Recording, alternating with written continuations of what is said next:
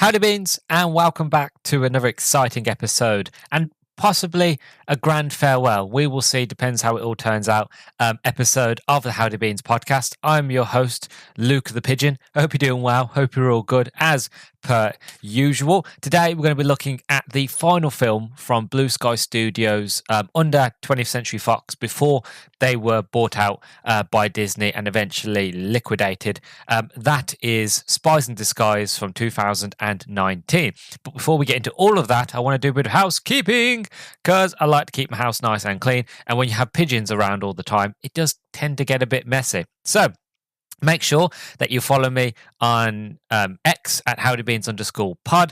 If you listen to this on YouTube, don't forget to like, comment, and subscribe. And finally, if you listen to this on Spotify on your mobile phone, don't forget to leave a 5-star rating. Also, do remember that you can leave comments now down on Spotify. So underneath the episode on Spotify, you can leave a comment of what you thought of the episode, as well as rating it. And both things help me out immensely. So thank you very, very much for that. So as I mentioned, this is the final Blue Skies movie that they made before they were bought out by Disney and eventually shut down.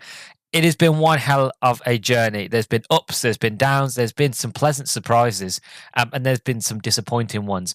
But overall, I know I'll do this again when I actually get to the review, but it has been one hell of a journey. And I'm glad that the first proper studio animated studio that I decided to look at with the podcast was Blue Sky, not just for the nostalgia, not just for the tragedy of the fact that it was such a brilliant studio and they had so much potential, but they just they just never got the opportunity to really thrive. It was Ice Age was the most successful, and it was just a fact of do an Ice Age film, do something else, it flops, do Ice Age again, it succeeds, do something original, it flops, and that's kind of what their history was, sadly. Do something original, doesn't do very well. Go back to Ice Age, does fantastically. Do something original, it might flop, it might not. It is what it is. But there are definitely been some surprises, and Ferdinand was incredible. Epic wasn't as epic as the name say, but it was still pretty good, and I highly recommend that. The Peanuts movie still blows me away, and that is actually one of my most successful animated movie reviews over on YouTube. I think it's got 1.1 thousand views or something like that. So it's been one hell of a journey, and it's a shame it's coming to an end, really, because it's been lovely, but it's going to end here with Spies in Disguise. One of the interesting things as well that I found this year was that I reviewed a movie, and I don't know if by the time that this comes out, I don't know if that review had come out, but I basically reviewed Titan AE, which came out in the year 2000, and Blue Sky actually ended up working on that movie, which I found while doing research. And one of the things that I found, which I thought was quite fascinating, was the fact of that movie, because it failed, 20th Century Fox basically brought on Blue Sky Studios to make feature length animated movies. So because that movie flopped, but because Blue Sky did so well and helped with sort of making that movie, they got the opportunity to then start with Ice Age and all robots and all the other wonderful movies that they made. So it's kind of that is the genesis, really. Titan AE, that sort of the failure of that, from the ashes birthed the Phoenix, which was Blue Sky, which then allowed for them to kind of make Ice Age, which I thought was absolutely fascinating. But yeah, it's been one hell of an experience and a journey, and it's a shame it's ending, but these things happen. Things can't go on forever, and I have got a lot of plans on what I want to look into after this, but we'll get on to all of that at the very, very end of the review. But it's time now to talk about Spies in Disguise. So the movie synopsis goes as follows. So super spy Lance Sterling and scientist Walter Beckett are almost exact opposites. Lance is smooth, suave, and demure. Walter is not, but what Walter lacks in social skills, he makes up for his smarts and innovation, creating the awesome gadgets Lance uses on his epic missions. But when events take an unexpected turn, Walter and Lance suddenly have to rely on each other in a whole new way. And if this odd couple can't learn to work as a team, the whole world is in peril. And that is the synopsis for this movie, thanks to IMDb.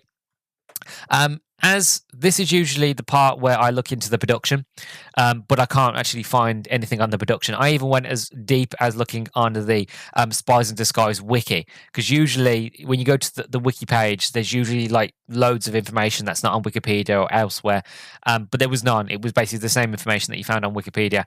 So I couldn't actually find anything on the development of this movie, really. Which is fine. I'll talk a bit about other things in a minute. As for the cast, so you have Will Smith as Lance. You've got Tom Holland as Walter. Ben Mendelsohn, I love Ben Mendelsohn, as Killian. Rashida Jones as Marcy. You've got Reba Mokentry as Joy. And Rachel Brosnahan as Wendy Beckett. So that is your cast. I don't really have any memories of this movie. I remember when it came out, 2019. I was just starting university around about then. And I've said this basically before. I think I said it with Ferdinand. Same sort of thing happened there, which was I was by this stage, I was, coming into sort of an adult, really. I didn't have the time to watch the movies like I used to, especially animated movies, which was a shame. But it was one of those where I knew about it, but at the same stage, it was like it doesn't appeal to me. And not just that. And again, I don't want to get on a bit of a hate thing here, because again, I don't like to be negative. So I'll be basically very long and short with this one. I'm not the biggest Will Smith fan. I used to be when I was younger. I used to love his music, and obviously Fresh Prince, and obviously he was the big action star. I think that he was in, you'd go and watch it because he was brilliant. And again, I love Bad Boys. I love all the Bad Boys movies. I'm just not. As time's gone on, it's kind of like The Rock, and I feel the same with Kevin Hart and things like that. Is that as time's gone on, because you see so much of them, because they were everywhere, it's one of those where it's just the fact of I'm getting a bit bored now. And it's the same thing's happening with Jack Black. I love Jack Black, but because he's in everything, it's like the fact of, oh, here we go again, And I think that's what it was in 2019, and it's the same with now. It's just the fact of, because he was just everywhere at the time, it's just the fact of, I'm just not interested, And I like Tom Holland, yeah, because again, he's a fantastic Spider-Man, but it didn't appeal to me. You had Will Smith, and I was like, You had Tom Holland, I was like, oh, he's cool, but and then you had the whole idea and concept of Will Smith being a spy, and he gets turned into a pigeon, and hijinks ensue, and it sounded funny, but at the same stage, it's fact of, and that's how I felt.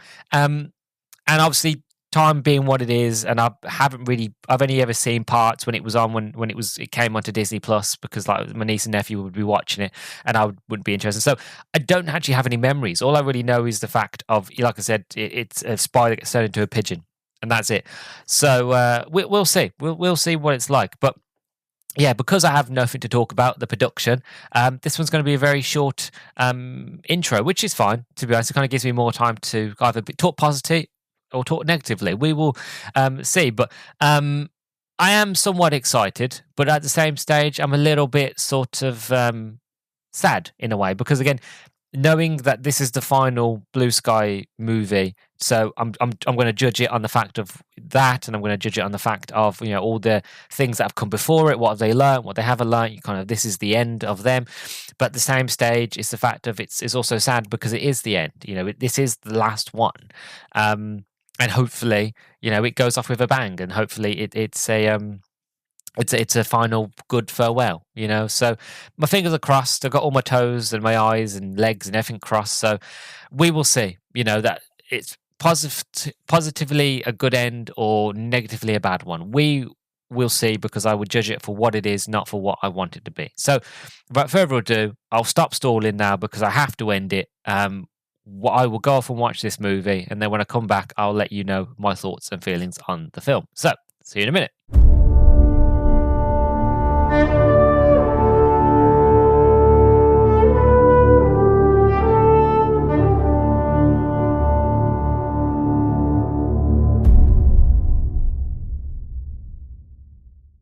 And welcome back, everybody. So I'm just going to come out and say it, because I have no way to properly get into it without just being sort of straightforward and honest. This movie was a lot better than it had any right to be. It was generally quite good, actually. I enjoyed it. I did. I I try to like I say all the time when it comes to anything that I do for the podcast. I try to go in with a class empty. I try to go in with no pretenses or any sort of like, oh, I'm not going to like it or I'm not going to enjoy it. I try to go in as empty as possible, whether I've seen it before or not, and judge it for what it is. And generally, it's not bad, to be honest. I really did like it. And I thought I wasn't going to because, like I said, I saw the trailer and I remember seeing bits, over the years, and I'd be like, oh God, I don't like this. But generally, from watching from the beginning to the end, um, it's actually pretty good. And that's why I say it has no right being as good as it is, but it is good. Don't get me wrong. It's not the best ever animated movie I've ever seen. Like, it's not going to change your life. It's not going to be one of those that really just like really changes your mind on like animation and be like, this is the pinnacle. Like, no, it's nothing like that, but it is still pretty good. I would say it's on the level of epic. It's not as epic as it tries to make out to be, but it's still pretty good. You can still watch this and enjoy it as a child or as an adult. And I'll even go as far to say this, and to be honest, I will say now that the movie that I'm comparing it to, I don't actually like. So for me, this is easy to say, but for some people, I know it's going to be hard to swallow. But if I had to choose between this and the one I'm about to say, I would rather watch this, right? So this movie is way better than Shark Tale in terms of Will Smith performances, and I would much rather watch this movie 100 times over watching Shark Tale once. I'm not going to get into it. I just enjoyed Shark Tale when I was younger, but as the years have gone on, it's really grated on me, and it's a movie that I just can't stand now. And this movie is a lot better. It's a way better performance from Will Smith, in my opinion. It's a way better story, way more interesting. Honestly, if I had to choose between either of them, I would watch this all day, every day. I think it's just a better film. But we're not here to talk about Shark Tale. We're here to talk about Spies in Disguise. But yeah, it is a pretty good film. A quite fascinating and well done villain by Ben Mendelsohn, which Ben Mendelsohn, he's brilliant in everything that he's in, to be honest. I've never seen anything that he's been in that I've not liked. He's just that good in everything, right? So there's that. Interesting premise as well. You have Walter, who's played by Tom Holland, who is basically a genius, a boy genius, and he joins the agency, and he is in like the weapons development, but he doesn't want to make weapons that kill people, hurt people. He wants to make weapons to make the world better, to be peaceful. So where somebody would make a grenade, he makes a device that you put on yourself, and it's called the ultimate hug, and it puts a bubble around you so it protects the person from sort of danger. Or instead of a neurotoxin that goes in the atmosphere and like knocks everybody out and kills people, it's a glitter grenade that put like kittens and glitter and all that kind of stuff. That he's weird, and that's his whole shtick. He's a weirdo, but he is incredibly passionate and honest and caring. And yes, he is weird, but he just wants to make the world a better place. But he owns his weirdness. And then you've got Will Smith's character, Lance, who is basically the super spy, egotistical sort of type character. Very much, again, like Bond. And he, he's very much like, I ride solo, I do everything on my own. And then obviously the premise of the story is the fact of he gets framed for something he didn't do. So he's trying to figure out a way to sort of figure out why he's getting blamed and who's blaming him, and he ends up running into Walter.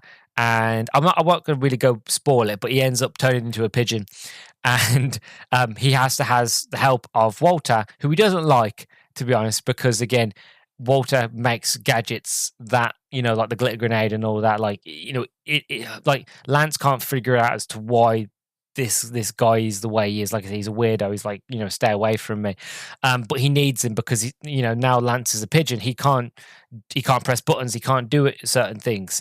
So they have to work together as a team. And it's a very much like one of them sort of, the buddy cop sort of stories where you've got the sort of veteran has to hang out with the rookie, doesn't want to be with the rookie, but by the end of the movie, a lot of hijinks ensue, and eventually they become best friends, and like they're inseparable and they work brilliantly together. And the story and the premise in that is really, really good. And there's a lot of jokes in it. There's a lot of humor. There's a lot of moments where I'm sitting there and I'm like, that is a very adult joke. And again, I miss that. I do. I do enjoy when you watch a animated movie. And again, they're made by adults. They're made by grown-ups. These movies are, you know, and they're nerds as well. So they're gonna have fun. They're gonna mess around. They're gonna like throw in adult jokes and adult humor and innuendos and things like that all the time, and you don't see it as much nowadays. It's there, but it's not as obvious as it used to be. In this movie, it's quite prevalent and it's quite funny, but it's done in a very tasteful way each time, and the delivery as well by either Tom Holland or Will Smith is done pretty well. Yeah, I really enjoyed the story.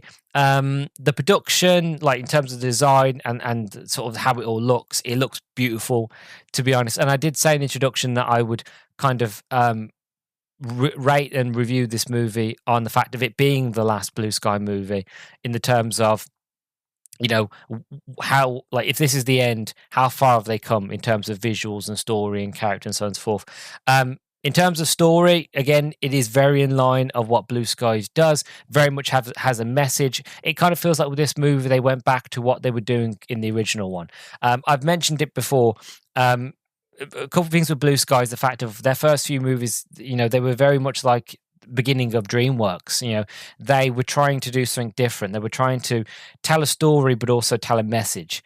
I've said it before, see a need, fill a need, robots, the whole idea of family and companionship and love and friendship and all that with Ice Age, and the environment with What Is a Who, and all different things. They've always had that message, but as the movies went on, that message was less and less prevalent. It was more just kind of a comedy or some sort of just an animated movie. And it feels like with this film, they've gone back to that. They've gone back to the message, the idea that Walter, he's a weirdo. Nobody likes him, but he doesn't care. He's still like the fact of, Team Weird. He's like, I just want to protect the world. I wanted to better the world. I don't want to have to make weapons. I don't want to hurt anybody. Just because they hurt me doesn't mean I need to hurt them. I want there to be justice. I want sort of the world to be put to right. And he knows he's weird. He knows how people treat him, and he is a bit lonely, but he is still very sort of, and you would say naive, but he's still very kind and very open, and very much the fact of, no, I don't want to be like this. I know I'm weird, but I'm not going to change who I am. And obviously, the young kids are going to watch that and be like, yes, I am weird. Yes, I am different. But you know what? That's okay, because I can change the world too. I can do right in this world. I have a place in this world. I just have to find what it is. And obviously Lance as well, being very egotistical, it doesn't get him anywhere. It kind of gets him in trouble. And then by the end of the story, he realizes the fact of there's more to Walter than meets the eye, and that there's more to him, and that he's not, like birds of a feather flock together, pardon the sort of pigeon pun, but it's true, that he needs to work as a group, and it benefits him, and obviously the idea of friendship and working together and stuff like that. Like, the messages are there. So the characters and the story, again, are going back to the way it was, and I really appreciate it for that. The visuals, again, I said it, I love Ice Age, I really, really do, but it hasn't aged well. Certain parts have, but then you get some parts that look a bit greasy, in terms of like the fur looks a bit sort of, it looks good for the time, but obviously you look at the fur and everything just has like, it looks like it's been just, the camera has just been like smudged sort of thing. So again, it looked brilliant for the time, and it still looks brilliant now at certain points, but compared to sort of where they are in 2019 when this movie comes out, they've really come very, very far with their engine and their sort of animation techniques and the way this world looks. It looks pretty good at times as well, and some of it actually looks really beautiful at times. There are moments where I'm like, oh god, that looked pretty gorgeous. And I really sort of enjoyed it for that. Also, the music and all over the production, the voice work is really, really good. And just kind of, again, this movie really just reminded me of the early days of Blue Sky. Again, having the messages, of having the really powerful, important characters, of having the great visual spectacles, but at the same side, having the the comedy as well. It's kind of a shame that, one, this movie didn't do very well. It was made for 100 million. I think it made 176.8 million. That's how much it made at the box office. So it didn't really make as much as it needed to succeed. And yeah, Blue Sky ends up getting bought by Disney, which sounds like a good thing. And then they got liquidated and kind of dispersed. And yeah, it's a bit of a shame, like I don't get me wrong, I was expecting this movie to be pants. I was expecting it to be terrible. I was expecting to go into it and not enjoying it, and actually be pleasantly surprised that it's actually pretty good, but also be pretty depressed, to be honest, knowing that it was pretty good, but it didn't do very well, and it meant that Disney would come in, meant to save them, didn't, and they're gone now. You know, and I'm sure, like I said, the animators are still out there, and I'm sure I hope anyway, that a lot of them were able to land on their feet and were able to secure jobs and positions in other animated studios. I really do hope that was the case. And again, the sort of blue sky sort of idea, the concept of what that studio believed in, still lives on somewhere in Chris Wedge and the other founders and the other animators as well. So that essence is still around, but it's not in blue sky anymore. So that's a bit of a shame. But yeah, this movie was pretty good, a lot better than I thought it was going to be. And that kind of brings me to my overall thoughts, not just about this movie, but also Blue Sky. Obviously, I'll do the movie first. Overall, this movie is pretty good. And it's one of those where I understand for myself now. I was at the age, I was in university. I still watch animated movies, but I was growing out of Blue Sky. And I just didn't give it the time of day that I deserved. Again, as well, not really being a big fan of Will Smith, it was one of them that really put me off. But I'm kind of glad I watched it now, because now I'm older, I'm a bit more mature. I think now I can kind of look at this movie and kind of respect it a lot more than I did. And I'm glad for that. But also, I would say, if you've got Disney Plus and you've got kids, or if you haven't, if you just like animated movies and you haven't seen this one, this is definitely another one you should jump onto and give it a go, because it is a lot better than it has any right to be. And it's also sad that it's pretty good, because again, they didn't do any more after this, and it's a shame, but it is really, really good. It's a pleasant surprise indeed, and it's funny, it's silly, interesting concept, but the concept works. This idea of being turned into a pigeon, but also still being a super spy. Like, I was waiting for it to be stupid. I was waiting for a moment of like, here we go. It's gonna drop off in a minute. I'm gonna be bored. I'm gonna be looking at my phone. I'm not gonna be interested. But no, generally, it kept my interest, and I wanted to see what was going to happen next. And I have to respect it for that, and I hope others do as well. So overall, this movie, I would definitely recommend it, and give it a go. And I think that if you're an animated sort of movie lover, or if you have kids, I think both of you will love it. And if not, I think your kids will enjoy it as well. But like I said, there are jokes in here that are for the adults that I think you will appreciate and enjoy as well. As for my overall thoughts on Blue Sky, this one I've put a lot more thought into as coming up to this film, as well as sort of reflecting on this journey so far. What I've realized with Blue Sky was the fact of they just couldn't catch a break. If we look back at Blue Sky, right? So if we go all the way back to Ice Age, so we look at, let me get it up here, Blue Sky's movies. So get my list. Here we go. So if we look at Ice Age, brilliant movie, absolutely fantastic. One of my top sort of animated movies of all time. It's really well done, full of heart, full of passion, full of love and care. It was the ship that sort of broke the ice and was able to propel Blue Sky into being such a world-renowned, sort of respected studio, and really put them on the map. And then Robots came out, and still to this day, I sit here with my dying breath that Robots is an incredibly underrated and underappreciated movie for the time and for now. And I say to everybody, if you haven't seen Robots, go watch it. If you haven't seen it in years, go back and watch it. I think I told this story on another episode, but Robots was on the TV about 2-3 weeks ago, and my sister and my nieces and nephews were there, and my sister's watching there. She's glued to the screen. She's obviously seen Robots before, and she just looks at me. She goes, "I don't remember it being looking this good." And I'm like, "Right, like it still looks pretty good."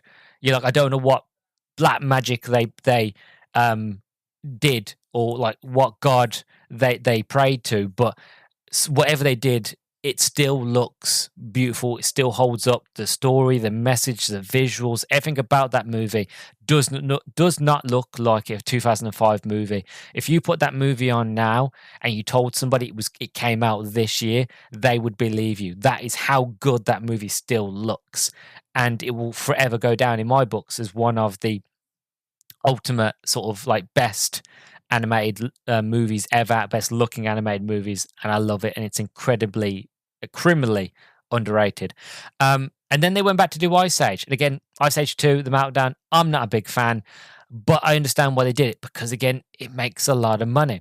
You know, they made a lot of money with the first Ice Age, didn't make so much with robots. Then they went back to Ice Age 2, still made a lot of money. Then they did Horton Hears a Who. Again, I love that movie. I quote that all the time. The mayor was just being a boob. Again, I can't help it. I love that film. I think it's brilliant. But again, did well, not as well. So again, of course, the fact of, you know, we've got to have at this point. I would imagine Blue Sky was probably like, okay, we've got to find a way to kind of keep the studio going, and we know what makes money. Not DreamWorks. Ice Age makes money, so we'll do another Ice Age movie, this time with dinosaurs. And again, I love the bit where they're with the dinosaurs. I'm not a big fan of the beginning with the whole sort of side story with like Sid being a mother to 3 eggs. I wasn't a big fan of that. I found that a bit boring. But when the dinosaurs come in, and when they're sort of in that dino world and you meet Buck and all that, brilliant film. I love it. It was fantastic. And then they tried something new with Rio. They haven't tried anything new since. Well, again, I don't class Horton Hears a Who because it's already an established IP, because it's a Dr. Seuss story. But the last sort of original IP was Robots in 2005, and it wasn't till 2011 till they tried it again with Rio. And again, Rio, I went into that kind of like Spies in Skies, not expecting to enjoy it. It's actually a pretty good film, a lot better than I gave it credit for, and I did enjoy it. Again, not overly the best sort of animated movie in the world, but it is enjoyable. Then again, they went back to making Ice Age, and again, Rio made a lot of money, but then they went back to making Ice Age: Continental Drift, which is actually one of the better Ice Age movies. It took two films, but they finally did it with the fourth one. Continental Drift, they went back to formula, and they had the original trio together on an adventure, and I loved it for that. And it's generally a pretty good, fun story. And then Epic, again, another original IP, still pretty good. I liked it, not as epic as the name say. I still prefer the name The Leafman. I think that would have been a better name, but I digress. Still pretty good, still pretty great, and pretty interesting. And some parts of Epic, but overall, you know, not as grand as it made it out to be, but it's still pretty good. But sadly, it didn't do very well. So they did Rio 2. I hate Rio 2. I think it was not a very good sequel at all, but it made gangbusters. It made a lot of money because Rio is a very sort of successful series for some unknown reason. And then they made the Peanuts movie, a hidden gem. Like, generally, I have no reason to like the Peanuts at all. Reason being is the fact of I live in the UK. Like Charlie Brown and Snoopy and the Peanuts, like it doesn't really exist here. It's not a thing, you know. Every Christmas and Halloween we don't have the reruns of the original sort of like 60s and 70s specials. Like we don't have it. There should be no reason why I have such a emotional attachment to this movie. But from the first viewing till every other viewing since, I fell in love with it, and I think it's a brilliant, underrated movie. And again, it's still one of my most successful movie reviews of all time. It's my most successful animated movie review of all time on YouTube, and for good reason, because people love the Peanuts. And it's, yeah, like I don't think it's me. I think it's generally just because the IP is so recognizable. And again, it's one of their hidden gems, and it was incredible. Sadly, I don't think many people went out to go see it. Actually, if I give it a look, it was made for 99 million. It only made 246 million.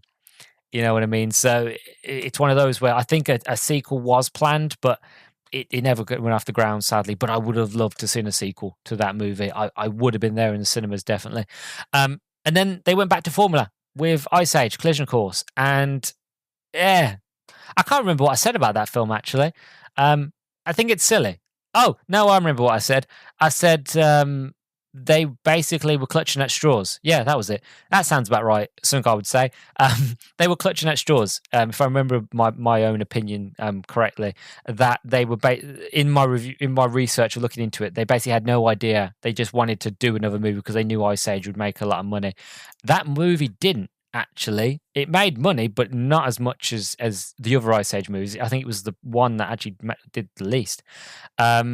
I don't know if that for sure, but out of all the others that made like a lot of gangbusters, this one didn't.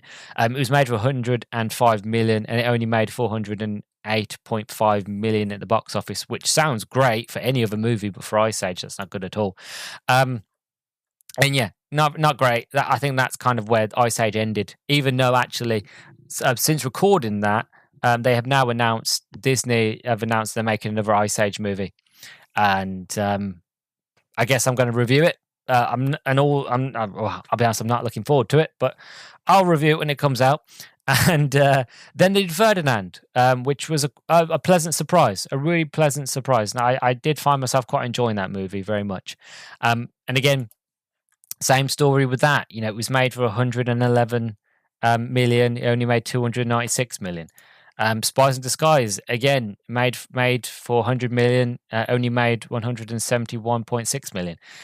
So I think do more research and looking back and all the things that Blue Sky have done, they just couldn't catch a break. Ice Age, it was made for 59 million. They made 383.2 million, which is incredible. Robots, 75 to 80 million, 262.5 million, a little less than Ice Age. Then they made Ice Age 2. That was made for 80 million. That made 667 million. And the story goes on from there, really. Is the fact of it's a roller coaster. All that they make Ice Age, it goes up. They make an original IP, goes down. Ice Age, gangbusters, it goes up. Haunted Hiss Who goes down again. And it's just a wave. And again, it's not so bad having a wave. Like you can't all your movies can't be $1 billion success, and all sort of half a billion, have like 400 million, sort of thing. Not all films can be that high, but it was that much of a wave. And then as sort of the years went on, as the movies went on, that wave started to peter out, and eventually it just started just to really go flat, and then just almost flatline. Took them to like I said, they only really made $71.6 million of profit to the Spies in Disguise. And I feel like that's the reason why they kind of came to the end, really, was the fact they just it was just riding that wave, and that they weren't making the return as much as like other things that Disney owned at the time. And that's probably why I don't agree with it, but that's probably why Disney decided to kind of cut their losses and to liquidate and to put them into other studios, with the fact of, these movies, even though some of them are widely loved and enjoyed, they're not making the money. They're putting so much money into it, but they're hardly making anything back. And that's probably why. And for that, it's a real shame. It really, really is. And it bums me out to know that it's the end of this series, but it had to end eventually. And I'm glad it ended on such a pleasant surprise that was Spies in Disguise. I know that rhymes and I don't mean it to, but it's true. Like I'm glad it ended here and on a very sort of surprising, pleasant note. But yeah, it didn't end so much though. I think one of the last things that they worked on was the Ice Age Adventures of Buck Wild, which I haven't watched, which only because I heard it wasn't good. And I think by the time that came out, I was a bit frazzled on Ice Age. And then Nimura, which I haven't watched, but that came out on Netflix in 2023. But what I've heard is actually, I think it was being made by, so Disney announced it was closing down Blue Sky and that production of the film was cancelled. Following the announcement, Stevenson said it was a sad day and that he wished the best for everyone who worked at Blue Sky Studios, while Osborne said he was truly heartbroken that the studio was closing its doors. Webcomics commentator Gary Tyrrell criticised the decision, saying Disney could have allowed a very different kind of young heroine. I mourned for those who would have found a vision of themselves in an animated version. Anonymous staffers at Blue Sky, interviewed by Business Insider, bemoaned the cancellation of the film, calling it heartbreaking, arguing that the film didn't look like anything else in the animated world, and saying that they believed it was will never be completed and released. If I remember correctly, right. So, even though it was cancellation and it was cancelled in this February the 9th, 2021, it had a revival. So on April the 11th, 2022, it was announced that Annapurna Pictures and Netflix had picked up Neomona earlier in the year and would be releasing it on its streaming service in 2023. So here we are. I can't pronounce that. DNEG Animation was announced as the project's animated partner. The voice cast was also retained with the addition of other voice actors. Bruno and Quine were officially announced as replacements for Osborne as the new directors of the film. Bruno and Quine were heavily involved in the film prior to the Blue Sky shutdown, acting as directors. According to a Blue Sky staffer, Roy Lee, Karen Ryan, and Julie Zachary were reported as producers on the feature. Annapurna CEO Megan Ellison said that one aspect that she particularly liked were the LGBTQ plus elements, stating that as a lesbian, I needed this movie when I was a kid, and quite frankly, I needed it right then and there, and encouraged the filmmakers to embrace them, in contrast to Disney wanting to tone down the queer characters. In December 2022, it emerged that the film would serve as the first release of Annapurna's new division, Annapurna Animation. On April the 24th, 2023, the movie was released. So yeah, that was one of the last movies that they worked on, and it was closed down by Disney. And it was picked back up by and finished by sort of Annapurna Pictures and Netflix. So technically, their last movie wasn't Spies in Disguise; it was Nimona. But because it was sort of finished by another studio, that's why I don't class it. But that's a movie. Maybe I'll give that a go. If it's something they worked on, it was one of the last things that they did before they they properly got closed down, sadly, then I think I'll probably check it out. I don't know if I'll do a review on it, but I think I will definitely check it out on Netflix, if it's still on Netflix, that is, because Netflix has a tendency to, let's say, remove things for no apparent reason. But yeah, I don't want this to end. I think that's why I'm rambling. I'm trying to find new things, because I don't technically want this to end, but it does have to end. What are my plans going ahead? So, the long and short of it is the fact of now I've done Blue Sky, I don't want to look into any Pacific studio currently. So I'm not planning on looking into Pixar or Disney or DreamWorks or even Sony at this point at the moment. I think what I want to do now for a while in terms of animated movies is look at films that are like Don Bluth movies, for example, movies that I grew up with, movies that were made in like the 70s and 80s, old animated movies, films like Anastasia, stuff like that. I want to look at these movies, and even like the Nickelodeon films. Remember the Nickelodeon movies, like the Wild Thornberry movies, the Rugrats movies, that sort of thing? I want to look into those films, ones that are from my childhood, but also the fact of movies that you don't really see get talked about very much, because everybody does DreamWorks, everybody does Pixar, everybody does Disney, and again, of course, because they're wonderful and so heartfelt and loved, but there's so many more animated movies and studios out there to check out. So that's kind of my plan. Is I haven't really got an idea of what will be the next sort of animated movie, but I am planning on looking at other sort of animated films by other studios and that are sort of not as talked about as much, which I feel like deserve to be talked about and appreciated a lot more. So that is the plan there. It is a sad day, and it is a shame to kind of end things here. But again, I must reiterate, sorry, my dyslexia kicked in there. I must reiterate that word. I said it just then, I can't say it again now. Again, problem of being dyslexic. The point is, I can't not say it again. That this movie is a pleasant surprise and that I did enjoy it. And I think people will as well. So, yeah, it had no right being as good as it is, but it is. And for that, I think I and many people can appreciate it for. I know I do anyway. And yeah, so that's that really. Thank you very much for listening. Thank you for joining me on this journey. Like, if you've listened to every single episode of me going through the Blue Sky Studio movie since the beginning, again, thank you. I generally really do appreciate it, and I hope you stick around now that I'm not talking about Blue Sky anymore. Again, when the Ice Age movie comes out, I will look into that and I will review it, and we'll see if it's good or not. I don't have high hopes for it, to be honest. Even if all the voice casts are coming back, I really don't have any hope for it. You know, one of the funny things, though, before I wrap up, a quick thing about Ice Age, and about the new announcement. When I'd done Continental, not Continental Drift. What is it? Collision Course.